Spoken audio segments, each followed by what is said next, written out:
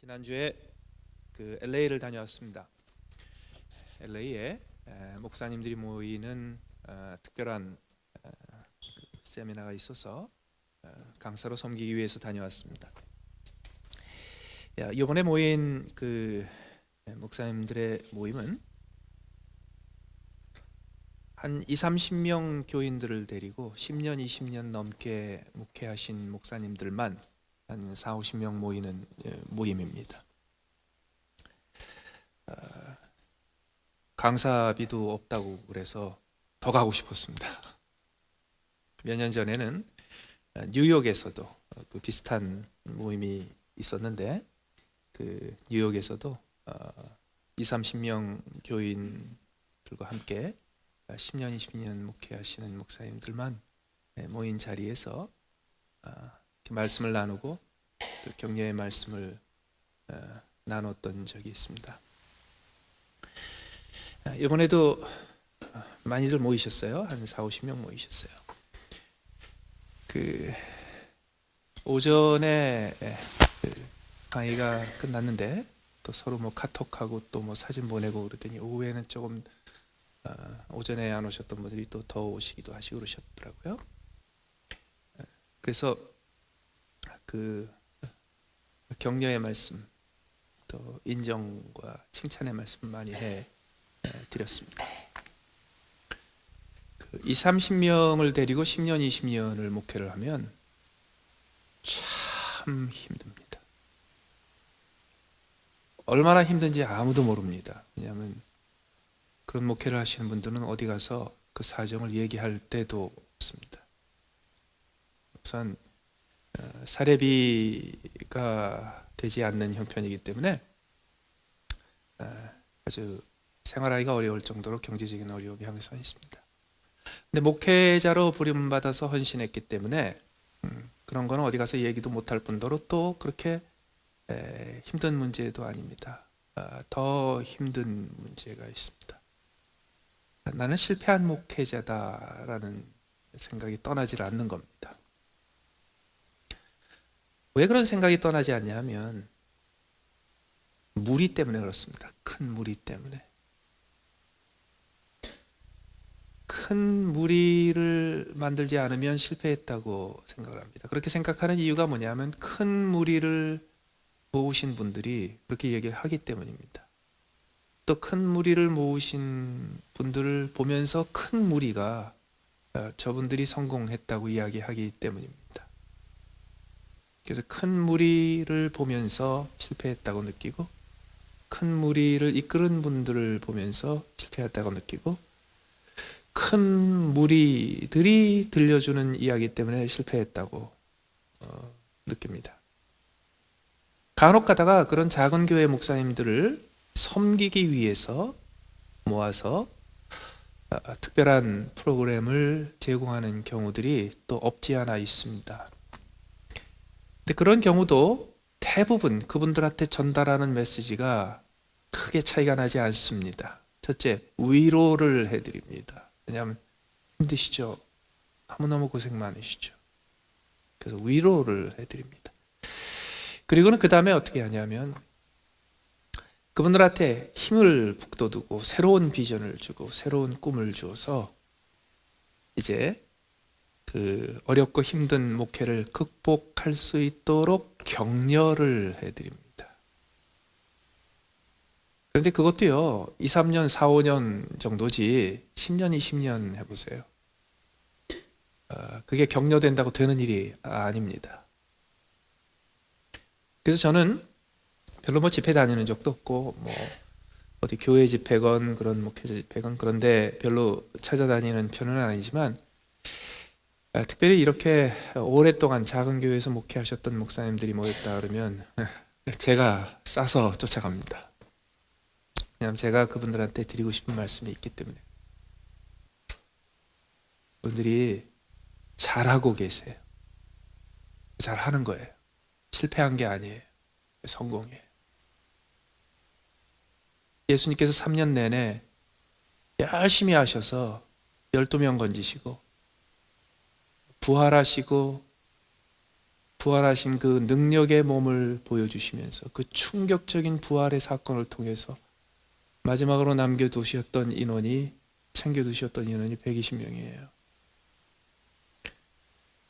그런데 이 30명을 데리고 10년, 20년, 30년을 했으면요, 예수님보다 훨씬 더 큰 일을 한 거예요. 그래서 제가 그렇게 말씀드려요. 예수님보다 다 큰 일을 하신 분들이라. 세상이 뭐라고 얘기하든 상관없이 성공한 거고, 하나님이 기뻐하시는 일이고, 하나님이 이미 잘했다 칭찬하시는 일이고, 하나님께서 큰 상급을 준비하신 일이라고. 많은 목사님들이 많이 우세요.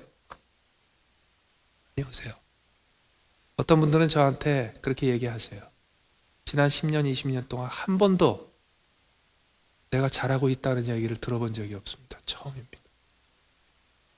어떤 분은 몇 시간 지나서 메시지를 보내셨어요. 저 이제 행복하게 목회할 수 있을 것 같습니다.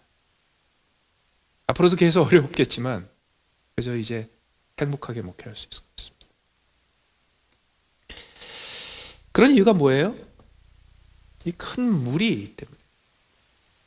오늘 본문에 큰 무리가 등장합니다. 예수께서 제자들과 함께 바다로 물러가시니 갈릴리에서 큰 무리가 따르며가 나오죠. 예수님 주변에 항상 큰 무리가 있었습니다.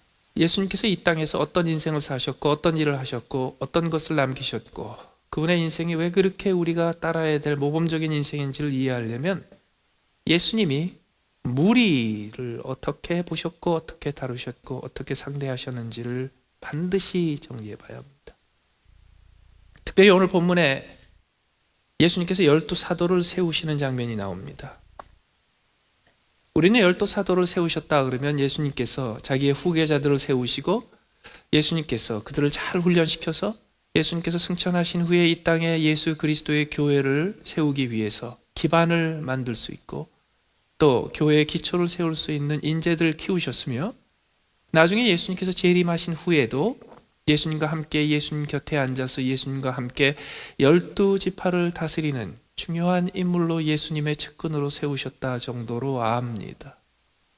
그러나 오늘 본문에 보면 예수님께서 12사도를 세우신 일은 예수님 주변에 큰 무리가 생겼고 그 무리에 반응하시는 과정에서 예수님께서 12사도를 세우신 것으로 나옵니다. 예수님께서 12사도를 세우셨을 때 어디서 세우셨어요? 산에 올라서 세우셨습니다. 그래서 예수님께서는 큰 무리에 대응하는 예수님의 방식에 따라 산에 오르셨고 그 산에 올라서 12사도를 선택하셨습니다. 그래서 오늘 본문에서는 예수님께서 의도적으로, 계획적으로, 의지적으로 선택하여 행동하신 예수님의 행동이 몇 가지가 나옵니다. 그게 다 산과 관련되어 있습니다. 왜 그렇게 하셨습니까? 예수님께서 큰 무리에 대하여 그것을 이해하시고 큰 무리를 접근하시고 큰 무리를 이해하신 상태에서 큰 무리를 어떻게 상대하셨는지 그 상대하신 방식에 따른 겁니다. 예수님께서 큰 무리를 어떻게 상대하셨어요? 7절에 보시면 예수께서 제자들과 함께 바다로 물러가시니 라고 나오죠. 예수님께서 큰 무리가 따랐을 때 예수님께서 하신 거는요, 물러가셨어요. 유대와 예루살렘과 이돔의 요단강 건너편과 또 두로와 시돈 근처에서 많은 무리가 그 하신 큰 일을 듣고 나오는지라. 그 다음에 어떻게 했습니까? 예수님께서 무리가 에워싸미는 것을 피하기 위해서 예수님은 무리가 모일 때 물러가셨고 피하셨습니다. 그 다음에 12절에 보면 예수께서 자기를 나타내지 말라고 경고하시는, 나타내지 말라고 경고까지 하셨습니다. 그래도 예수님께서 경고하셨는데도 불구하고 끊임없이 사람들은 예수님을 나타내려고 하고 예수님 곁에 큰 무리가 모였습니다. 그러자 어떻게 하셨어요? 산에 오르신 거예요. 피하셔서 산에 오르신 거예요. 왜 이렇게 하셨습니까? 예수님께서 큰 무리에 대해서 가지고 계신 예수님의 철저한 원칙이 있었습니다. 큰 무리는 불쌍히 여길 대상입니다. 그런데 종종 큰 무리가 모이면 불쌍히 여길 대상이라는 그 선을 넘어가도록 큰 무리에게서부터 끊임없이 유혹이 닥칩니다. 어떤 유혹인가요? 8절에 그가 하신 큰 일을 듣고 나오는지라. 어디서? 유다와 사마리, 예루살렘과 이두메와 요단강 건너편과 또 두로와 시돈 근처에서 많은 무리. 왜요? 듣고 나오는지. 유명해진 거예요. 유명세가 어디까지 가는가? 북쪽 끝으로, 남쪽 끝으로, 동쪽 끝으로, 서쪽 끝으로 사방에 퍼진 거예요. 갑자기 연예인으로 떴다든가 아니면은 유명한 훌륭한 스포츠맨으로, 프로 선수로 떴다든가 그럴 때 대부분이 고백하는 게 있어요. 어디를 갔는데 처음 보는 사람이 쫓아와서 공항에서 나를 알아보고 판가이 맞아주고 너무너무 놀랐어요. 그런 일이 벌어지는 거죠. 그런데 이게 무서워요. 여기에 한번 걸려들기 시작하면요, 빠져나가기 굉장히 어려워요. 더 나아가서 이는 많은 사람을 고쳤으므로 병으로 고생하는 자들이 예수를 만지고자 하여 몰려왔습니다. 아, 내가 좋은 일을 하는구나. 내가 유익한 일을 하는구나. 내가 더 많은 좋은 일을 할 수 있구나 라는 것도 선을 넘으면 무서운 유혹입니다. 내가 하는 일에 대한 칭송입니다. 비난이 아니라 칭송이에요. 잘한다고 하는 얘기. 더 나아가서 더러운 귀신도 어느 때든지 예수를 보면 그 앞에 엎드려 부르짖어 이르되 당신은 하나님의 아들이니이다. 사람들이 알아주는 것보다도요, 이게 귀신들도 알아줘. 저희 아버지 목회하시던 교회의 주변에 뺑 돌아가면서 몇 겹으로 점쟁이 무당들이 있었는데요, 그때 점쟁이 무당들 중에서는요, 진짜 신통한 점쟁이 또 무당들도 많았어요. 그래서 어느 날 저도 이야기를 듣고, 아, 진짜 이 영빨이 있는 무당들은 예수 믿는 사람을 알아본다더라. 그래서 굿하고 뭐 이럴 때 예수 믿는 사람이 있으면 방해를 받는다더라. 그래서 저도 아주 어렸을 때 그 동네에 유명한 무당집 앞에 가지고 하루 종일 그 안에 째려다보고 있고, 알아보나 보자. 근데 한 사람도 안 알아보더라고요. 한 사람도 안 알아보더라고요.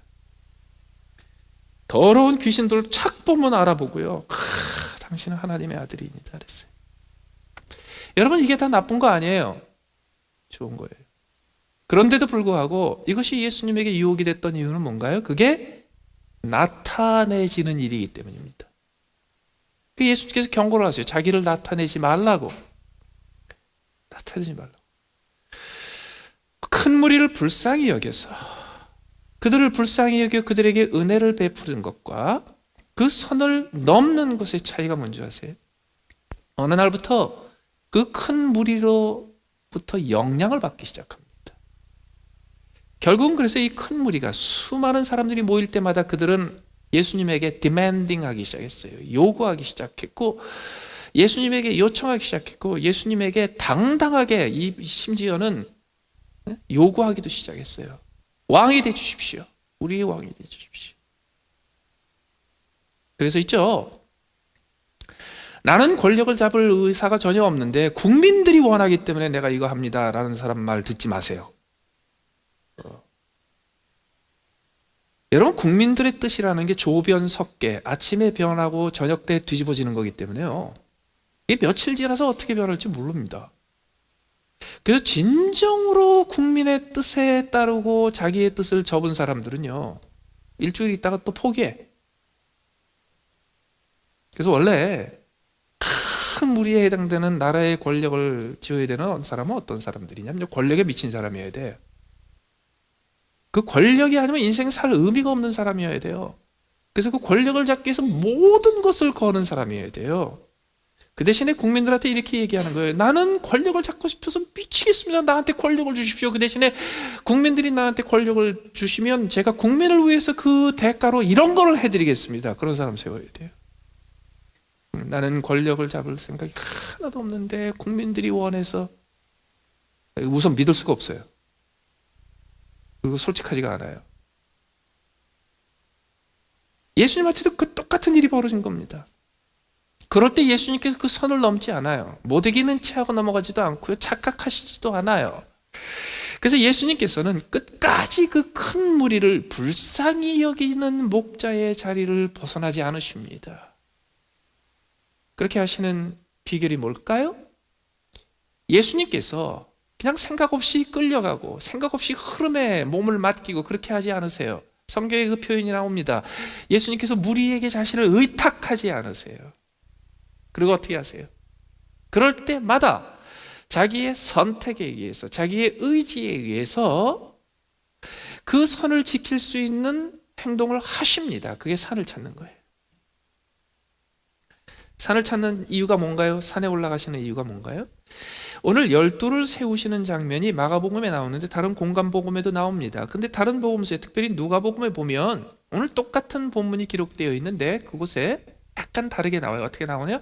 오늘 본문은 그냥 산에 오르사라고 나오지만 누가복음에서는 기도하러 산에 가셔서 밤이 새도록 기도하셨다가 나옵니다. 예수님께서 이렇게 이제 산에 올라가셨을 때 기도하러 가셨어요. 기도하러 가셔서 뭐 하시나요? 기도하시면서 뭐 해요? 왜 사람들이 있는 데서, 제자들이 있는 데서, 그냥 평지에서, 바닷가에서 아무 데서나 항상 아버지 하나님과 하나 되신 하나님 예수님께서 기도하시면 되지 왜 산에 올라가서 하나님과 단둘이 있는 시간이 필요한 겁니다. 여러분, 우리 모두는 수만 명, 수십만 명 이 큰 무리에 대해서, 큰 무리가 주는 유혹에 대해서 걱정할 필요가 하나도 없는 사람입니다. 왜? 큰 무리가 주변에 안 생기니까. 그래서 우리하고 아무런 상관이 없는 것 같으죠. 안 그래요? 종종 우리는 내 주변에서 몇 명 되지도 않는데 큰 무리의 목소리를 대변하는 몇 명의 목소리 때문에 끌려가요. 그래서 우리는 남의 말에 너무 쉽게 넘어가요. 그래서 이건 우리 모두의 문제이기도 합니다. 그럴 때 예수님처럼 하나님과 단둘이 있어야 돼요. 주님과 단둘이 있는 시간이 좀 필요해요. 주님과 단둘이 있는 시간이 아니고 심지어는 기도까지도요. 물론 다 같이 모여서 기도하는 것도 필요하고 기도회에 참석해서 기도하는 것도 필요하고 합심 기도도 필요하고 기도의 동료들과 함께 기도를 나누는 것도 다 필요해요. 그런데 더 필요한 게 있어요. 주님과 단둘이 앉아서 기도하는 거. 그렇게 되면 어떻게 돼요? 무리의 소리가 그치고 세상에 수많은 사람들이 공감하는, 그래서 많은 사람들이 공감하기 때문에 진리라고 착각하는 그 소리가 없어지고 주님의 목소리를 듣게 됩니다. 하나님의 음성을 듣게 됩니다. 하나님의 음성과 하나님의 목소리를 듣게 되면요, 그 목소리를 통해서 주님이 어떻게 사셨는가, 주님이 무엇을 원하시는가, 주님이 진짜 기뻐하시는 것이 무엇인가를 듣게 됩니다. 그럼 거기서부터 정신이 번쩍 들어요. 그러면 그 선을 지킬 수 있게 돼요. 그 선을 지킬 수 있게 되어 주님의 음성을 듣게 되고 주님과 만나 개인적으로 주님과 1대1의 시간을 갖게 되면 그때 주님께서 나를 위해서 해주시는 일이 뭔지 아세요? 그때 여러분 착각하지 마십시오. 그때 나하고 단둘이 있는 자리에서 주님께서는 나한테 무슨 말씀을 해주시는가? 나에게 꿈을 주시고 비전을 주시고 새로운 목표를 설정해 주시고 그 새로운 목표를 이룰 수 있는 능력과 권세를 부어주시는 줄 아세요? 그렇게 안 하세요. 종종 산에 올라가서 주님과 단둘이 씨름해가지고서 응답받은 분들 중에 많은 분들이 거기 가서요, 새로운 꿈을 얻고 새로운 비전을 얻고 새로운 능력을 입고 내려오시는 분들도 가끔 계세요. 그래서 또 큰 무리를 쫓아다니기 시작해. 주님과 단둘이 앉아서 내 마음을 털어놓고 내 인생의 모든 것을 주님 앞에 열어놓고 주님의 음성을 홀로 정직하게 아무런 눈치 볼 것 없이 그렇게 구하는 자리에서 주님께서 항상 해주시는 일이 있습니다. 그거는요, 위로를 넘어 격려를 넘어 새 힘을 주고 능력을 주어 이렇게 세우시는 것을 넘어서 하나님께서 하신 일이 있어요. 그게 뭐냐 하면 너 잘하고 있어. 너 괜찮은 사람이야. 나 너 사랑해. 너는 나에게 귀한 존재야. 나는 너를 위해서 내 아들까지 내어주었고 내 아들의 생명까지 바꾸어 줬어. 나는 너를 사랑해. 너는 내게 소중해. 그게요, 내 보스로서의 하나님, 내 왕으로서의 하나님, 나의 지도자로서의 하나님이 아니라 나의 아버지로서의 하나님이 내게 해주시는 것입니다. 그러면 어떻게 돼요? 그 주님과 1대1로 내 마음을 열어놓고 내 삶을 펼쳐놓고 주님의 그 얼굴을 기다리며 주님의 음성을 듣는 그 자리에서 예수님께서요, 너 잘하고 있어. 나는 너 때문에 만족해. 그 말을 들으면 그 자리에서요, 아! 나 잘하고 있구나. 나 부족한 게 없구나.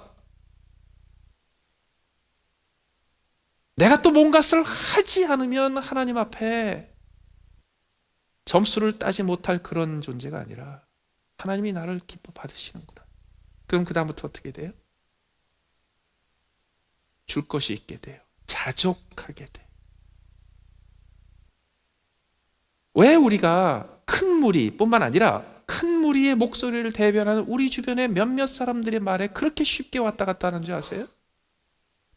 그렇게 하지 않으면 내가 괜찮은 사람이 안 되는 것 같아. 그 사람들이 끊임없이 너는 이것을 하지 않으면 너는 실패자야 라고 말하는 것 같아요. 그래서 그 큰 무리의 음성, 그리고 그 말을 내게 전하는 내 주변의 몇몇 사람들의 음성에 귀를 기울이다 보면요, 그 다음부터는 나는 아직 멀은 것 같아. 그래서 뭔가 제대로 된 사람으로 인정받으려면, 뭔가 제대로 된 사람으로서 칭찬받으려면 아직도 뭔가를 해야 될 것 같아. 하나님은 그렇게 안 하세요. 하나님은 우리 앞에 너 괜찮아? 나 너 사랑해. 네가 무엇을 하든지 나는 너를 사랑해. 네가 앞으로 어떤 행동을 하고 무슨 방식으로 무슨 행동을 해도 나는 영원히 너를 향한 사랑과 너를 향한 은혜를 거두지 않을 거야. 그럴 때 하나님이 날 사랑하는, 하나님이 나를 기뻐하시는 거야. 그러면요, 자족해요. 그러면 부족함이 없다라는 것을 느끼게 돼요. 하나님의 은혜가, 주의 은혜가 내게 충분하구나. 내게 족하구나. 그럼 그 다음부터 어떻게 돼요? 나가서 큰 무리를 불쌍히 여겨줄 수 있어요. 그랬을 때 벌어지는 현상이 있습니다. 그 다음에 벌어지는 일은요, 큰 무리에게 끌려가지 않습니다. 사람들의 말에 지배당하지 않습니다. 사람들이 지나가면서 한마디 말한 것 때문에요, 막 그 다음부터 생각이 흩어지고 막 그러지 않습니다. 그 다음부터 어떻게 되냐면, 세상 사람들이 뭐라고 얘기하든 상관없이 주님과 내 사이의 단 둘의 관계 속에서 주님께서 나에게 채워주시고 만족하게 해주신 걸 가지고 그 다음부터 내가 어떻게 살아야 될지, 무엇을 해야 될지, 내가 어떤 것을 목표로 해야 될지 내가 주도권을 가지고 결정을 하게 됩니다. 그래서 오늘 본문에 굉장히 중요한 키워드가 하나 등장합니다. 13절에 보시면 또 산에 오르사 자기가 원하는 자들을 부르시니, 자기가 원하는 자들을 부르십니다. 자기가 원하는 건 하나도 없고 큰 무리가 원하는 것에 따라가는 방식이 아니라 주도권을 자기가 쥐고 자기가 원하는 것을 불렀어요. 선택했어요. 그 자기가 원하는 것의 기준이 어디서 나와요? 주님의 음성이에요. 주님께서 나를 어떻게 대해 주시는지 거기서부터 시작해요. 주님께서 나를 어떻게 사랑해 주시는지, 주님께서 나를 어떻게 은혜를 주시는지, 주님께서 나는 주님 앞에 어떠한 존재인지 거기서부터 시작해요. 그래서 그 다음부터는요, 큰 무리에게 영향을 받지를 않아요. 여러분, 우리의 인생에서 종종 실패감을 느끼고 좌절감을 느끼는 이유는 남의 판단에 의해서 내 인생을 평가해서 그래요. 그러니까 제 잘난 맛에 살아라 이 뜻이 아니에요. 주님의 평가에 의해서 나를 평가하라. 근데 그 주님의 평가는 항상 똑같습니다. 너는 내게 천하보다 소중한 존재야. 그럼 그 다음부터 어떻게 돼요? 그 다음부터는 불쌍히 여겨 베풀 수 있는 여유가 생겨요. 그래서 주님께서 그 다음에 하신 일이 뭐예요? 자기 원하는 자를 불렀습니다. 12를 세우셨습니다. 그 12명을 세워서 사도라고 부르셨습니다. 그리고 그 목적을 얘기하죠. 이는 자기와 함께 있게 하시고 또 보내사 전도도 하며 귀신을 내쫓는 권능도 가지게 하려 하심이러라. 성경을 볼 적에 말이죠, 예수님께서 산에 오르사, 누가복음에서는 기도하러 산에 오르셨다고 그랬는데 예수님께서 산에 오르신 것을 기록하는 성경의 표현들 중에 기도하기 위해서 산에 오르셨다는 것도 있지만 그 기도하기 위해서라는 표현이 없이 산에 오르셨다라는 표현도 많이 나옵니다. 그 얘기는 뭐냐면 예수님께서 산에 오르신 게 항상 기도하기 위해서만 올라간 게 아니라는 거예요. 다른 목적도 있다는 거예요. 예수님께서 오늘 마가복음 본문에 산에 오르신 표현은 뭐냐면 예수님께서 산에 오르셔서 밤새도록 계셨는데 거기서 예수님께서 하나님하고 밤새도록 대화만 하는데 그 시간을 쓰셨다는 얘기가 아니에요. 예수님께서 홀로 있는 시간도 쓰셨어요. 그래서 주님과 단 둘이 있는 시간도 필요하지만 홀로 있는 시간도 필요해요. 홀로 있는 시간이 충분히 있어야 다른 사람 말에 흔들리지 않아요. 내 생각이 정리가 돼요. 내 뜻이 정리가 돼요. 내가 원하는 것이 정리가 돼요. 그것은 어디서부터 시작했어요? 주님이 내게 주신 말씀에 따라서. 그렇게 해서 예수님께서 자기 혼자 있는 시간을 충분히 가지신 후에 결정하셨어요. 12를 세워야 되겠다. 그리고 그 12에게 어떻게 하게요? 자기와 함께 있게 하시고 또 보내사 전도도 하며 귀신을 내쫓는 권능도 가지게 하려 하심이러라. 이 이야기를 딱 들으면 우리는 또 자동적으로 어디에 가냐면요, 또 다음에 집중합니다. 또 다음에 나오는 거, 보내사 전도도 하며 귀신을 내쫓는 권능도 가지게 하려. 그래서 예수님께서 선택하셔서 불러주시면, 그러면 보내시고 전도를 하시고 권능도 주신다. 그래서 나도 그 12명처럼 돼야지. 나도 12명을 부르면 그들을 보내고 전도도 하며 권능도 가질 수 있도록 그들을 훈련시켜야 된다. 그런데요, 또 다음에 나오는 세 가지 있죠. 보내고 전도도 하며 권능도 가지게 하는 거는 12명에게만 하신 거 아니에요. 다 하셨어요. 70명을 둘씩 짝을 지어 보낼 때도 똑같은 거 하셨어요. 나중에 예수님께서 믿는 자에게는 표적이 따르리니 그러면서요, 똑같은 것도 하셨어요. 너희는 땅끝까지 가서 복음을 전하고 땅끝까지 가서 내 증인이 되라. 그리고 너희가 가서 땅끝까지 복음을 전하는 그 자리에서 내가 함께함으로 귀신을 내쫓고 병자를 고치고 독을 마셔도 상치 않게 내가 보장하마. 모든 믿는 자에게 하셨어요. 그런데 특별히 여기 12명을 세우셨을 때 두드러진 차이점이 하나 있습니다. 그게 뭐예요? 자기와 함께 있게 하시고. 그 함께는요, 쌍방적인 겁니다. 그들이 내가 예수님과 함께 있다니 이런 영광이 어디 있어, 이런 것도 있지만 예수님도 자기와 함께 해야 될 사람들이 필요해요. 이것이 큰 무리에 대한 반응으로 나온 것을 여러분 기대하십시오. 잊지 마셔야 합니다. 큰 무리와 여기 있는 사람이 뭐예요? 큰 무리 항상 함께 있는 것 같죠? 진정하게 함께 있는 거 아니에요. 거기 넘어가면 안 돼요.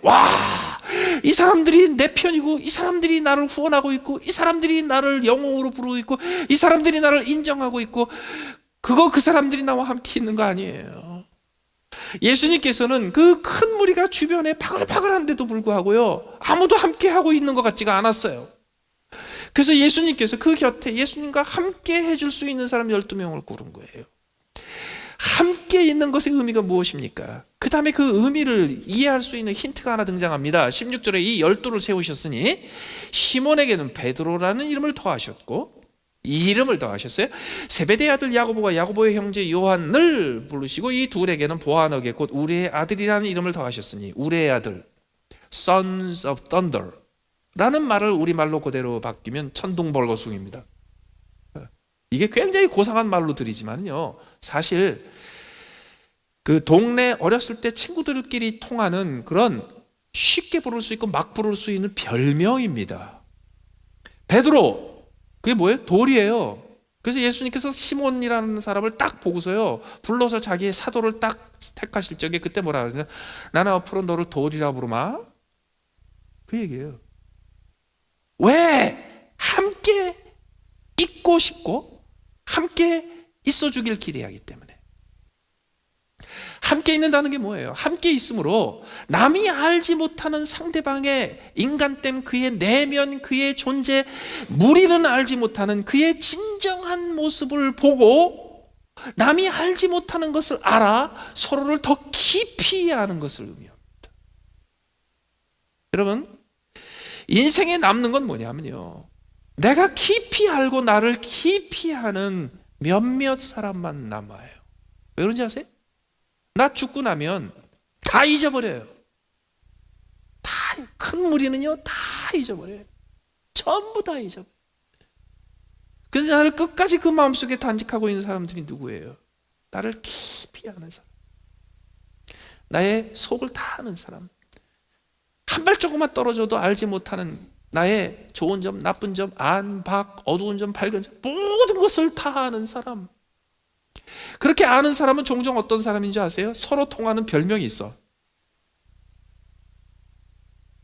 저희 처남댁이 제 아내하고 신우이 올케지간이잖아요. 근데 두 사람이 신우이 올케가 되기 전에 대학생 때부터 아주 가까운 언니 동생 친구였어요. 제가 우리 아내하고 결혼하기도 전부터 둘이 제일 항상 붙어 다니던 친구였어요. 교회에서 붙어 다니고 학교에서 붙어 다니고 하여튼 일주일 내내 붙어 다니는 친구였어요. 언니 동생이에요. 그래서 그때부터요, 제 아내가 지금 처남댁이 된 자기의 그 신우이 올케지간이 된 그 올케가 된 자기 동생 같은 친구한테 그때부터 불렀던 별명이 있어요. 돼지. 그래서 지금도 돼지야라고 불러요. 그래서 혹시 여러분들 이렇게 옆에 있다가 갑자기 전화가 왔는데 돼지니? 그러면 그게 우리 처남댁이에요. 그런데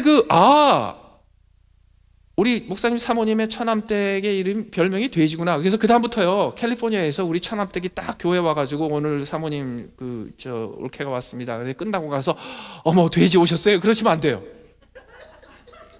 이 세상에 우리 처남댁을 돼지야라고 부르는 사람 딱 한 사람밖에 없습니다. 딱 한 사람.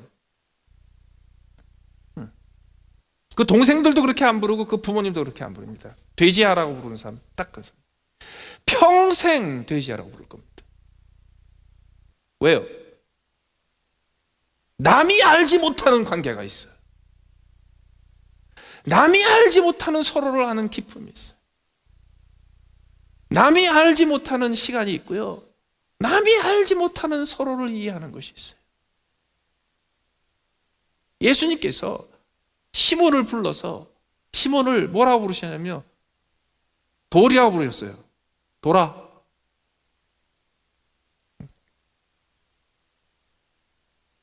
요한의 아들, 이게 요한과 형제 야고보에게 맨날 야 이 천둥벌거숭이야, 천둥벌거숭이 1, 2 이렇게 부르셨어요. 왜? 그게 앞으로 그들의 인생에 교회가 부여하는 그런 거룩한 어떤 그런 차원이 아니에요. 예수님만이 알 수 있는 그의 어떤 특징. 그리고 그걸 가지고 그와 더 깊이 들어가고자 할 때마다 생겼던 그 모든 관계의 흔적들이 담겨 있는 말이에요.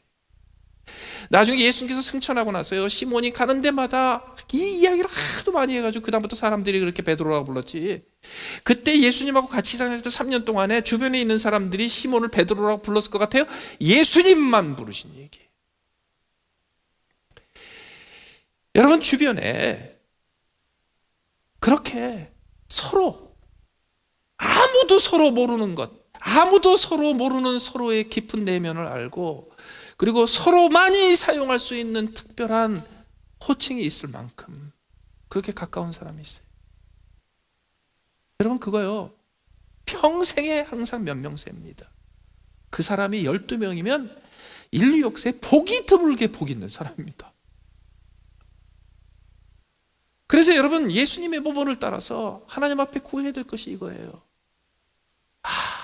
내가 함께 있고 싶어하는 사람, 나와 함께 있기를 즐겨하는 사람, 그 사람 몇 사람 나한테 주세요. 제 가까운 어떤 친구 목사님이요, 소형 교회를, 작은 교회를 10년 20년 고생하다가 하나님께서 은혜를 주셔서 그 교회가 좀 컸어요. 500명 800명. 그러자 인정을 받아가지고요, 정말 큰 교회에 부임을 하셨어요.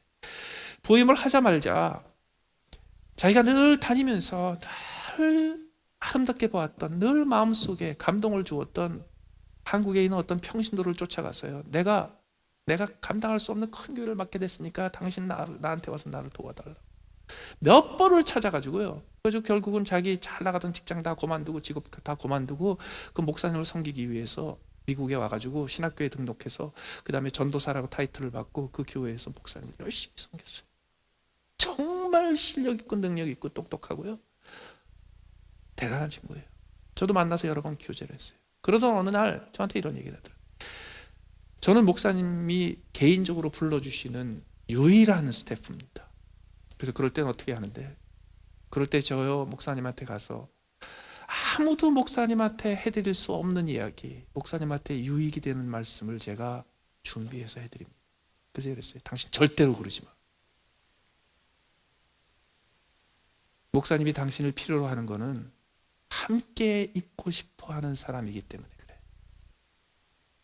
거기 가서 야당 노릇하지 말고 그 사랑의 관계를 의지해서 목사님한테 유익한 거 가르치려고 하지 마. 가서 함께 있으면 편한 사람이 되어줘.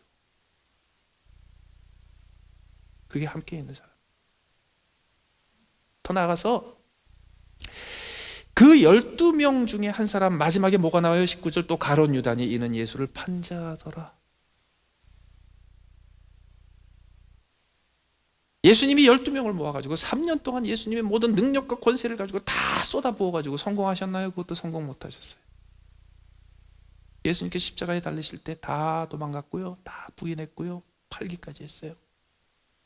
그렇기 때문에 내 인생에 하나님께서 내가 사랑하고 내가 섬기고 내가 정말 열심히 나 인생을 투자할 사람들을 내게 주시는 이유는 그들을 통해서 하나님께서 또 무슨 큰 일을 하시기 위해서야 라고 착각하지 마세요.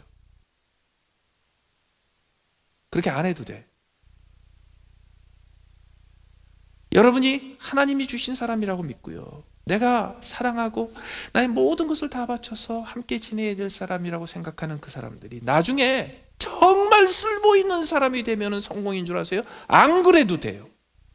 성공은 내가 12명처럼 열심히 케어하고 열심히 사랑한 그 사람들이 나중에 얼마나 위대한 사람이 되느냐로 측정되지 않아요. 제가 왜 이렇게 자신 있게 말하는지 아세요? 그걸로 치자면 예수님은 실패하신 분이에요. 그런데 예수님의 인생이 성공한 이유는 한 가지입니다. 그들이 그것을 어떻게 받았건, 그것을 받아서 어떻게 자기네들이 활용을 했건, 그것이 그들의 인생에서 어떤 열매를 맺었건 상관없이 예수님께서는 그 12명을 위해서 자기가 할 수 있는 사랑을 다 하신 것, 그게 성공이에요. 그게 성공.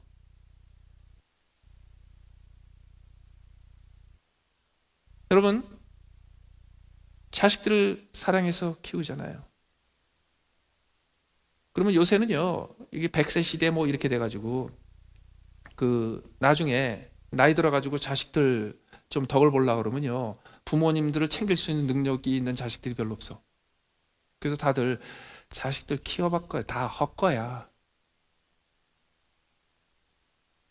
그러면 자식들 키워가지고 나중에 노후에 하나도 도움이 안 된다고 애초부터 아셨으면요, 덜 살아가셨을 거예요?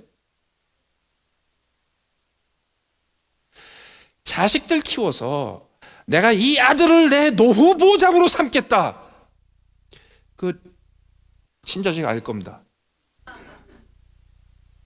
친자식 아닐 겁니다. 인생의 투자 중에서 제일 큰 투자는 주식 투자도 아니고 사업 키우는 것도 아니야. 자식한테 투자하는 거야. 그 아버지가 아닙니다. 부모님이 아닙니다. 그거 자식을 투자 대상으로 여기면 안 돼요. 자식이요, 60대고 70대 가지고서 속색이고요, 그때까지도 계속 아버지한테 뭐 용돈은 못 드리고 맨날 그냥 빚 갚는 것만 아버지한테 와서 부탁하고, 그래도 자식은 자식이에요. 부모로서 칭찬받는 건 뭔데요? 내가 사랑할 수 있는 능력이 조금이라도 있을 때 그때까지 끝까지 자식을 사랑하는 거, 그게 부모의 영광이잖아요. 이제는 덕보자 그거 아니잖아요. 바로 그거예요.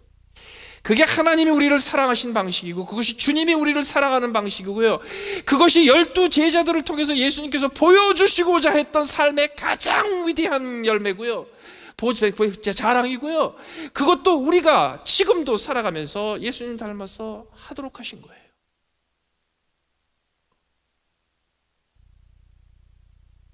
여러분 인생에 나하고 서로 아는 단 둘만이 아는 이름으로 통했던 사람들, 어떤 사람들이에요? 아무도 모르는 거, 내 인생에서 한 발자국만 떨어져 있는 사람도 모르는 것을 샅샅이 아는 내 주변에 몇몇 사람들 있죠. 자식들이 그렇고 배우자가 그렇고 부모님 일단 거기서부터 시작하잖아요. 거기에 몇 명만 더 보태줘도 참 축복받은 인생이거든요. 그러다가 어느 날 그 중에 누군가가 덜커덕 세상을 떠나. 그럴 때 남는 가장 큰 고통, 가장 큰 회한이 뭔지 아세요? 아니 이때까지 그렇게 내가 챙기고 사랑하고 그랬는데 내가 이제 좀 덕 좀 보려고 그랬는데 왜 나보다 먼저 가? 이게 아니에요. 그럴 때 뭐 어떤 게 제일 회한이 되냐 하면 내가 더 사랑해 줬어야 되는데, 내가 더 잘해 줬어야 되는데, 내가 더 사랑해 주고 더 잘해 주려고 그랬는데 왜 먼저 갔어? 더 사랑 못 해준 거, 그게 제일 아픈 거예요. 그게 제일 아픈 거예요. 그래서요, 큰 무리로 우리의 인생 평가하는 거 아닙니다. 우리의 인생의 평가는 어떻게 이루어진지 아세요? 내 곁에 내가 단둘이 알 수 있는 별명으로 부를 수 있는 그 사람을 내가 후회 없이 사랑할 수 있을 만큼 다 사랑했느냐 하는 거예요. 그 결과 어떻게 됐냐고요? 너무 사랑하면 스포일돼. 그것도요, 다른 차원의 문제. 내가 사랑할 수 있을 만큼 사랑했고, 내가 줄 수 있을 만큼 줬고, 내가 돌볼 수 있을 만큼 줬냐 말이에요. 그걸 할 수 있으면, 그걸 다 했으면, 그러면 그게 하나님 보시기에 가장 성공한 인생. 예수님께서 그거 보여주시려고 밤새도록 기도하시고, 밤새도록 홀로 생각하시고, 밤새도록 정리하셔서 12명을 세우신 거예요. 이제 이 땅에 남아서 살고 있는 우리들도요, 우리 옆에서 내가 이만큼 사랑하고 이만큼 투자하고 이만큼 했으니 이 사람이 이러이러한 일을 하겠지라는 그런 결과에 대한 기대도 하지 말고, 하나님이 내게 사랑을 하고 보내주신 몇몇 사람들, 이게 많을 수가 없어요. 왜냐하면 우리는 그런 사랑을 몇백 명, 몇천 명 규모로 할 수 있는 능력이 안 돼요. 그래서 내게 모든 것을 다해서 사랑할 수 있는 내게 주어주신 몇몇 사람들, 과연 내가 진짜 사랑할 만큼 사랑했나? 하나님이 내게 주시는 넉넉함, 족한 것을 가지고 내가 충분히 사랑했나?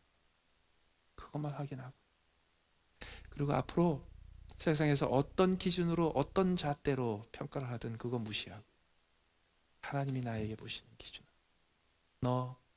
내가 너를 사랑하는 만큼 사랑해. 그거 하나만 가지고 내 주변에 내가 사랑할 수 있는 사람 몇 명에게 내가 사랑할 수 있는 모든 사랑을 다 채워줄 수 있었어.